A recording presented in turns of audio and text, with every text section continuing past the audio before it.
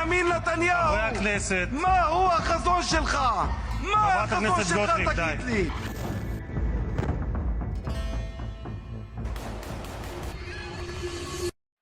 For decades, one man has stood at the center of Israel's most violent chapters. Behind his speeches of peace, security, and survival lies a darker story.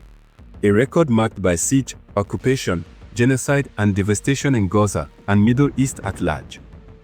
From the suffocating blockades that strangled daily life to the bombardments that leveled entire neighborhoods. The ICC issued an arrest warrant for him and his former defense minister. Yet, the world's most powerful nations have looked away, shielding him with silence, automatically giving him immunity. This is the story of a warmonger who built his career on tears and blood, whose name is forever bound to the suffering of Gaza and unending chaos in the Middle East.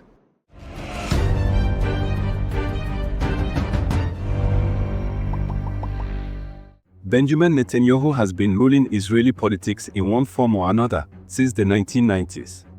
In that time, he has shaped Israel into an increasingly authoritarian and militaristic society. He has overseen multiple wars against Gaza, expanded illegal settlements in the West Bank, and tightened alliances with far-right nationalist leaders. He is intent on pushing back against international law and Palestinian statehood. Netanyahu. Bibi, the country's longest-serving leader, Benjamin Netanyahu. To understand how one man could have such a powerful influence over Israel, political stability of Middle East, and the ongoing devastation in Gaza, you have to go back to the chaos and shift of the early 1990s after the Oslo Accords. Born in Tel Aviv but educated in the United States, Netanyahu entered politics as a young, ambitious member of Likud.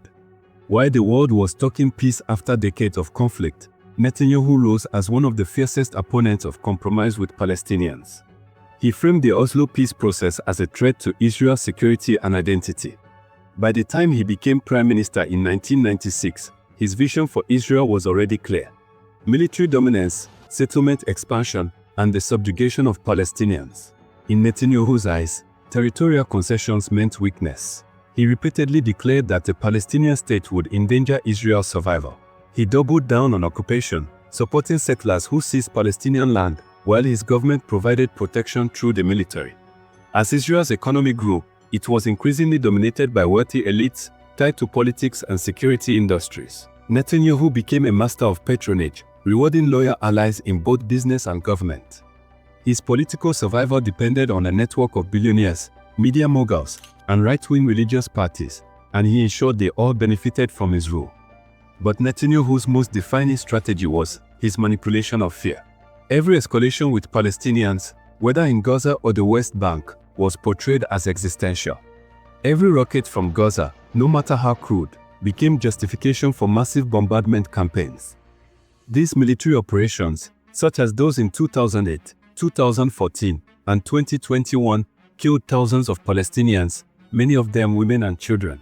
In 2023, after October 7th offensive, Israel launched its most destructive war yet on Gaza, with entire neighborhoods reduced to rubble and tens of thousands killed. Women, children, journalists, doctors, UN workers. No one was spared by the onslaught. His justification: Israel has an inherent right to defend itself. to him, everyone in Gaza is part of Hamas, and they need to be eliminated. These actions have been declared by human rights groups and UN officials as genocide. He brewed up offensive attacks against Iran, Hezbollah in Lebanon, Houthi forces in Yemen, Syria, and Qatar, leaving a trail of blood in the entire region. If that's not terrorism, then what exactly is terrorism? Inside Israel, Netanyahu consolidated his grip on media and politics. Critical voices were smeared as traitors. Palestinian citizens of Israel faced systemic discrimination, while dissenting journalists and activists were harassed. Corruption charges piled up against him: bribery, fraud, breach of trust, but Netanyahu turned them into political fuel, claiming he was the victim of a conspiracy by a leftist and the judiciary. Netanyahu also found powerful allies abroad. He forged close ties with US Republicans, from George Bush to Donald Trump. Trump, in particular, delivered historic gifts, moving the US Embassy to Jerusalem, cutting aid to Palestinians, and recognizing Israeli sovereignty over the occupied Golan Heights.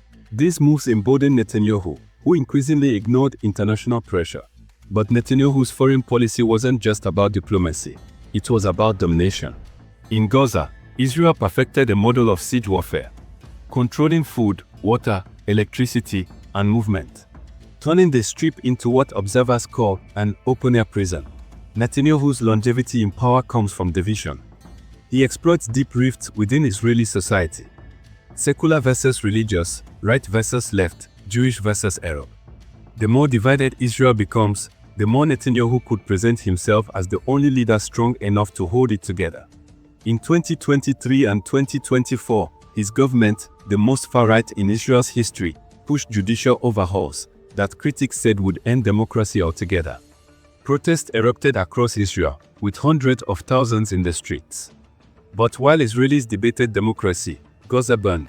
The Israeli military's relentless assault led to the conclusion of war crimes and genocide from the International Court of Justice and human rights organizations. Yet Netanyahu shows no signs of backing down. He has repeatedly vowed to finish Gaza once and for all, even as global outrage mounts. His survival, once again, depends on war. Each new escalation ensures his grip on power, rallying Israelis behind him, while Palestinians continue to pay the price in blood. Netanyahu's Israel today stands as a nation condemned for systematic oppression, occupation, and ongoing massacres. Like those before him, Netanyahu has built his legacy on fear, division, and war.